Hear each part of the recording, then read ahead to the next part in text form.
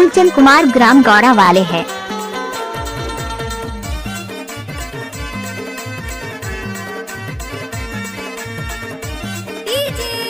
फूलचंद कुमार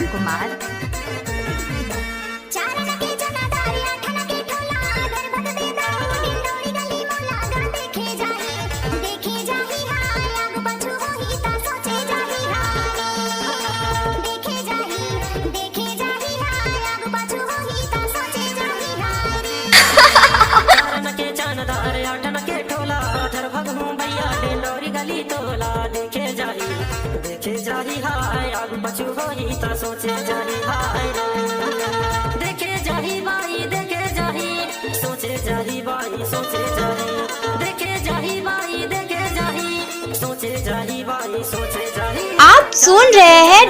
अटन के टोला घर भगू भैया डेंडोरी गली तोला देखे जाही हाय आगू पछू होई ता सोचे जाही हाय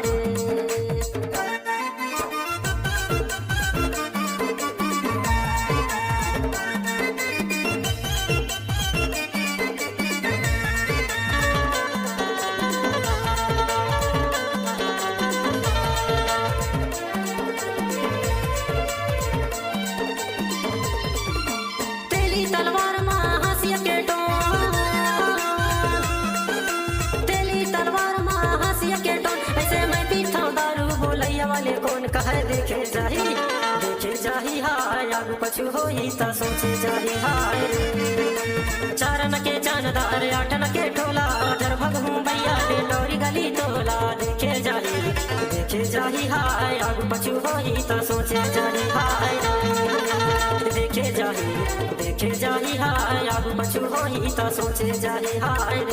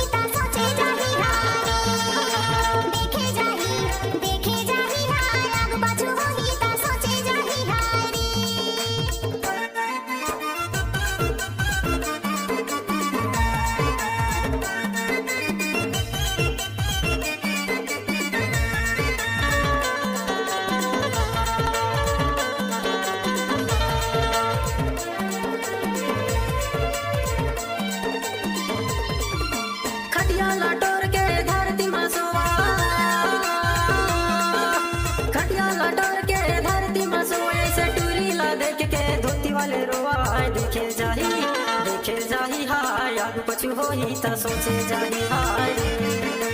चारन के जानदार आठन के टोला धर भगू भैया डेंडोरी गली तोला देखे जाही हाय आगू पछू होई ता सोचे जाही हाय देखे जाही हाय आगू पछू होई ता सोचे जाही हाय